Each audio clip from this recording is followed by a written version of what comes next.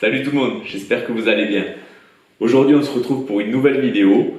Donc je vais te présenter ma Mini Z. Alors, ça fait longtemps que je voulais une Mini Z et je vais t'expliquer pourquoi. Alors, premièrement, ce que j'adore dans la Mini Z, c'est les carrosseries auto-scale. Alors, auto-scale, ça signifie qu'en fait, les carrosseries sont hyper réalistes. Jusqu'au rétroviseur, jusqu'aux essuie-glaces, les poignées de porte, la calandre avant. On a vraiment tous les détails. Je vais vous montrer un petit peu plus en détail. On a vraiment une voiture qui est très représentative de l'échelle 1. Donc c'est presque en fait des voitures de collection. Kyosho vend des carrosseries sous vitrine, sous verre, dans des petites boîtes. Et voilà, les personnes ayant des Mini Z sont aussi dans un sens passionnés de la beauté de la carrosserie, du réalisme de la carrosserie. Donc c'est ce que j'adore en premier. Voilà, super réaliste, j'adore ça. Alors deuxièmement, je ne l'ai pas acheté que pour le réalisme, je l'ai aussi acheté car je trouve que c'est super pratique de pouvoir faire de l'ARC en intérieur. Donc la Mini Z, c'est une échelle très petite, c'est une échelle 1/27e ou 1/28e. L'empattement des roues, c'est-à-dire de l'axe de cette roue avant à l'axe de la roue arrière, varie de 86 mm à 106 mm. Donc 8 cm 6 ou 10 cm 6 au niveau de l'empattement. Donc c'est des voitures qui sont petites. On a l'avantage de pouvoir pratiquer de l'ARC l'hiver. Et donc voilà, j'ai pris cette Mini Z pour la carrosserie et pour pratiquer en intérieur l'hiver. Ou même en ce moment, on pratique aussi en intérieur alors qu'il fait beau. Troisièmement, ce modèle en particulier, c'est un modèle drift. Donc il est équipé de pneus qui sont durs et c'est une 4 roues motrices. Alors pourquoi un modèle drift? Encore une fois, c'est un choix qui s'est porté par rapport à la place que j'ai à la maison. Voilà, j'ai pas un énorme salon, je peux pas y mettre un circuit de Mini Z où la Mini Z, je vais pouvoir l'exploiter pleinement. Donc le drift permet sur des espaces assez petits, de 2 mètres par 2 mètres, de faire un petit circuit et vraiment de s'amuser à drifter. En plus de ça, le drift, c'est une vraie école de pilotage puisque on contre-braque, on braque. Donc on fait partir la voiture en drift en faisant un contre-braquage et on la fait partir. Ou sinon, on fait partir la voiture en drift en faisant un gros coup d'accélération et le train arrière va chasser. Donc je trouve ça hyper intéressant d'avoir cette approche-là en fait à la maison, de partir en glisse et je pense que ça peut être que bénéfique sur d'autres échelles. En particulier pour moi ça va être l'1/8e tout terrain parce que je fais du 4x4 et sur la terre on a tendance aussi à partir un petit peu en travers, on remet les gaz, il y a un effet de contre-braquage et je pense que ça peut être très intéressant de continuer à faire ça à la maison. Voilà. Pour vous dire, j'ai essayé, c'est très particulier, mais j'adore ça. Donc c'est super sympa. Donc voilà, mes choix se sont portés sur la Mini Z parce qu'on peut en faire en intérieur. Les carrosseries sont tout simplement fantastiques, splendides. Et on roule en drift, donc école de pilotage encore une fois. Donc celle-ci, pour la petite histoire, c'est une voiture d'occasion. C'est la Kyosho MA010. Donc la petite histoire de la Mini Z, c'est vrai que j'étais un petit peu perdu par rapport à ça. Il y a énormément de Mini Z. On voit MR01, MR02, MR03, les 03 VE, les VE Evo. Il y a vraiment tout un panel de voitures. Et Axel, je te fais aussi cette dédicace et je te remercie encore une fois de m'avoir vraiment beaucoup apporté d'informations sur le Discord. Tu m'as vraiment beaucoup aidé. Et tu m'as expliqué aussi, tu m'as globalisé un petit peu la Mini Z. Et c'est ce que je vais faire aujourd'hui pour permettre aux gens de se faire plaisir aussi et de faire les bons choix dans leur mini Z. Donc, la petite histoire, c'est que Kyosho, en 1999, a sorti la première mini Z qui est la MR01. La MR01 est une 2 roues motrices propulsion. D'accord? Donc ça c'était en 1999. Pourquoi mini Z? Tout simplement parce que c'est une voiture qui rentre dans la paume de la main. Et Z parce qu'on peut tout modifier de A à Z. Voilà, pour l'histoire du Z. Donc en 99, ils sortent la MR01, une version 2 roues motrices. En 2004, ils sortent la MR02, elle aussi en 2 roues motrices, c'est des 2WD. Et c'est qu'après qu'ils ont sorti la MA010. La MA010 est en fait la version MR01, mais en 4 roues motrices. Donc MR01 c'est le premier modèle en 2 roues, et la MA010 c'est la version 4 roues motrices, donc AWD. Et c'est sur ces 4 roues motrices que les drifts se font, les véhicules de drift se font. Donc ils ont sorti la MA010, véhicule drift. Ensuite, ils ont sorti la MA020, qui est la dérivée du MR02. Et ensuite, MR03, MA030. Donc, on a des versions qui sont en 2WD, donc 2 roues motrices, et les versions 4 roues motrices. Les versions MR sont des 2 roues motrices. Les versions MA sont des 4 roues motrices. Voilà. Donc c'est sur les MA principalement qu'on y adapte des roues de drift et on fait du drift. Voici à peu près les modèles qui sont sortis. En MR03, il y a eu d'autres versions, les VE, les VE Evo, qui elles ont des moteurs brushless, donc qui sont beaucoup plus adaptés à de la compétition. Ce qu'il faut savoir, c'est qu'une mini Z va entre 15 km/h et 50 km/h pour les plus performantes. Donc ça va très très vite. Donc voilà, c'est une MA010, celle-ci, par rapport à l'ensemble des voitures. Et autre particularité, chez Kyosho, c'est que les récepteurs sont inclus dans la voiture. D'accord? Donc vous avez l'électronique, vous avez chaque voiture que vous achetez, que ça va de la MR01 à la MR03, ou peu importe, vous avez l'électronique embarquée. Vous avez l'ESC, vous avez le moteur et vous avez le récepteur. Et c'est sur ça que Kyosho a verrouillé un petit peu la mini Z de son côté, en attendant de son côté, parce qu'il existe d'autres fabricants de mini Z, comme les GL, comme les Atomic aussi, et d'autres encore. Mais Kyosho a verrouillé la mini Z, qui leur est propre, en y mettant des récepteurs avec un protocole de communication, d'émission qui leur est propre. Voilà. Donc il existe plusieurs protocoles. Parmi l'ensemble des voitures que je vous ai citées, MR01, 02, 03, MA10, MA20, MA30, les voitures sont équipées avec des récepteurs différents et des protocoles différents. Celle-ci, c'est un protocole ASF. Par exemple, vous connaissez le protocole de Futaba, c'est FHSS. Donc, parmi ces protocoles, on retrouve le ASF, MHS et FHSS. Voilà, on a 3 protocoles principaux qui équipent les voitures de chez Kyosho. Donc, quand vous achetez une voiture Kyosho, ce qui va être important de savoir, c'est le protocole de la voiture. Donc, ça reste des fréquences de 2,4 GHz. Donc comme la plupart des radios. Par contre, le récepteur a un protocole particulier. Pour celle-ci, la MA010, le récepteur embarqué est un ASF.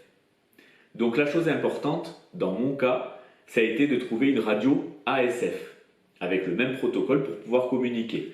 La voiture est d'occasion, la radio est d'occasion. Et je vais vous expliquer pourquoi j'ai préféré jouer sur le marché de l'occasion et pas du neuf à ce moment-là. Donc, le protocole ASF, il faut bien faire attention quand vous achetez la voiture, de connaître le protocole pour adapter la radio, pour pouvoir prendre la radio. Et c'est là où Kyosho, je dis qu'ils ont verrouillé un petit peu la chose, parce que les radios qui communiquent en ASF sont des radios Kaopropo ou Kyosho. Kaopropo étant importé par Kyosho, donc les deux travaillent ensemble. Donc ils ont vraiment scellé le marché de la radio en bridant un petit peu entre guillemets les récepteurs. Donc récepteur ASF, je me dois de trouver une radio ASF. Alors parmi les radios ASF, on peut retrouver différentes Kaopropo, d'ancienne génération et de nouvelles. On a la KT18, la KT19, on a les versions EX. Et quand on voit par exemple une KT18 ou KT19, c'est des radios qui valent presque 90 € et qui ont encore des potentiomètres sur le volant et qui paraissent pas performantes, mais il n'y a pas beaucoup de réglages. Voilà, il n'y a pas énormément de réglages. Donc je trouve ça dommage pour 90 € d'avoir une radio ASF avec pas beaucoup de réglages. Ensuite, vous prenez par exemple les voitures, les MR03. Il me semble, si je ne dis pas de bêtises, elles sont sur des protocoles FHSS. Et donc certains arrivent à faire tourner les voitures avec des radios Futaba qui sont en FHSS. Et ensuite, ils vendent sinon les MR03 en combo, en bundle, avec des radios qui sont des Kyosho, les KT531, qui ont des protocoles FHSS. Pareil, encore une fois, la radio Kyosho KT531, pour ma part, j'ai une 431, c'est des potentiomètres qui permettent de régler les trims, etc. Et ça a une vraie tendance à bouger. Voilà, ça va vraiment bien pour débuter, vraiment bien pour s'amuser, mais on peut en trouver une certaine limite. Surtout pour des personnes qui ont déjà des radios un peu plus moyens et haut de gamme. Rouler avec ce genre de radio, c'est un petit peu difficile. Mais c'est tout à fait adaptable, tout à fait possible, et c'est même bien pour quelqu'un qui débute vraiment à 100%. Ceci dit, voilà, moi c'est un protocole ASF, et je me suis orienté vers une radio ASF, et la radio en fait c'est une Kaopropo, c'est la EX5UR, c'est celle-ci. C'est une radio qui vaut environ 190 € neuve, où on peut régler, elle a tout d'une grande, comme on dit. Hein. Protocole ASF, et je l'ai payé moi 80 €. Donc la voiture, je l'ai eu à 100 €, la radio à 80 €, on est sur un combo à 180 €. On a presque une MR03 à ce prix-là, avec une radio KT531, ce qu'on trouve beaucoup à l'heure actuelle et en ce moment. Donc les deux étant en ASF, radio, voiture, très facile à binder. Je vais sur la radio, deux boutons, je vais sur on, ça binde. Ça s'appelle l'appareillage, entre guillemets. On appaire les éléments ensemble. La voiture, je laisse appuyer sur le petit bouton du récepteur et hop, ça s'appaire facilement. Donc voilà, la petite histoire de Kyosho, les différentes versions, pourquoi j'ai choisi ça, pourquoi j'ai choisi cette radio. Et puis maintenant, je vais faire un petit tour de roulage et puis je vais vous montrer un petit peu comment ça se passe. Voilà, c'est pas facile. Donc ça fonctionne avec 4 piles AAA, donc c'est les petites piles de télécommande. Et puis voilà, c'est parti. Celle-ci fonctionne avec 8 piles AA, donc grosse batterie. L'autonomie pour l'instant ça va. Alors j'ai mis des piles. Et puis c'est parti. Allez, on va essayer. On va faire un peu de drift. Et puis on se retrouve à tout à l'heure. Allez, c'est parti. Petite séance roulage. On a mis le kit LED.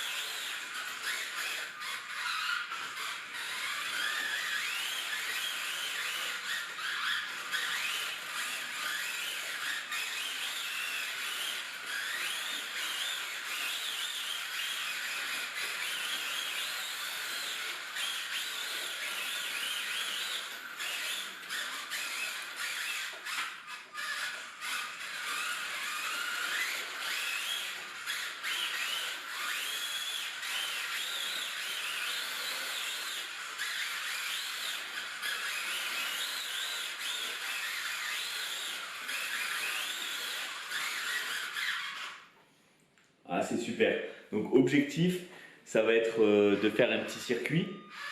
Alors avec une moquette très très dense et très fine.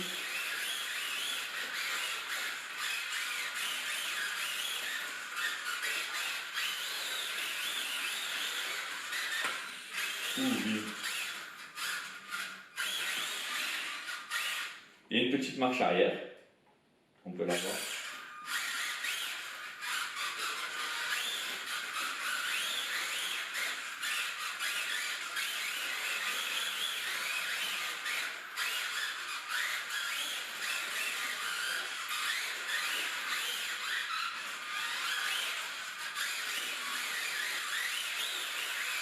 Alors vous voyez, on a deux types de drift. On a le drift où j'accélère et je tourne. Et là, vous voyez, elle est partie à gauche. Je vais vous le faire ici. Là, j'accélère et elle tourne, elle braque. Ou sinon, il y a le drift où je vais contre-braquer gauche et tourner à droite d'un coup. Voilà.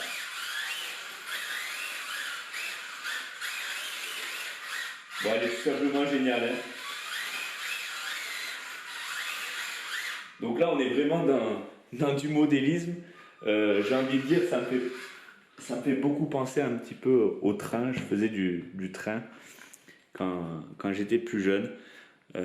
Voilà, je faisais beaucoup de maquettes aussi. Et j'adorais ça. Hein. Je faisais des maquettes d'avions, de bateaux, et puis la peinture, les décors. Et ça me fait beaucoup penser à ce genre de modèle réduit. Puisque là, on est vraiment sur des produits qui sont miniaturisés et qui représentent vraiment l'échelle 1. On a des détails, c'est fantastique. Et là, l'objectif, ça va être de faire sur un tapis, de faire un circuit, et puis tout simplement de s'amuser. L'avantage, c'est que vous avez des amis qui viennent, ou des enfants, ou autres. Hop, ils peuvent s'amuser à la maison, avec la voiture, la radio. Voilà, ils s'éclatent. Il fait froid dehors, il fait -5. Il gèle, vous pouvez vous amuser. Et là, je pense que en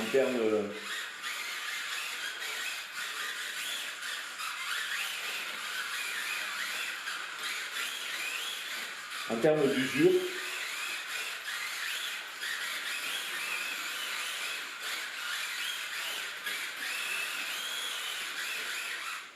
d'usure, les pneus, je les vois pas trop s'user sur ça.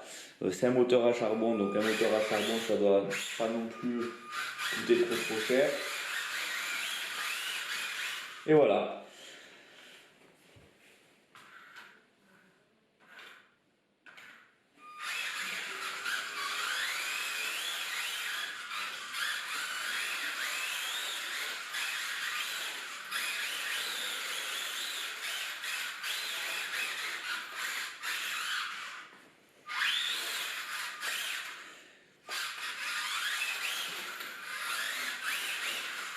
Voilà, c'est tout simplement super. Donc je pense qu'on a fait quand même une bonne affaire. Et voilà, il y a quelques options. Ça, c'est une option en aluminium pour le cache moteur. Le support de pile, c'est une option aussi en aluminium.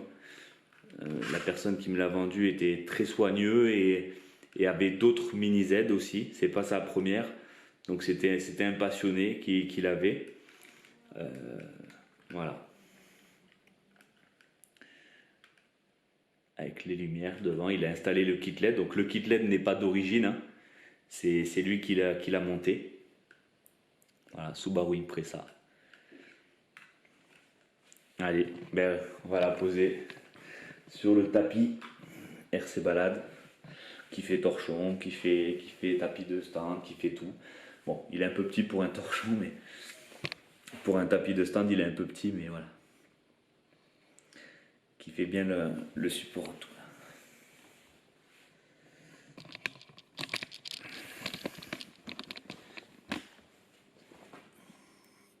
Voilà, j'espère que la vidéo t'a plu. Laisse un message en commentaire si tu as des choses à me suggérer, pour m'aider, pour me renseigner un petit peu plus. Si j'ai fait des erreurs, et je débute aussi dans la mini Z, donc Je ne connais pas tout par cœur, c'est un partage que je fais. Et puis ça m'a fait plaisir de revenir un petit peu, de te faire cette vidéo sur la Mini Z. En attendant, porte-toi bien et je vous souhaite à tous bon vol, bonne route et bonne balade. Salut tout le monde.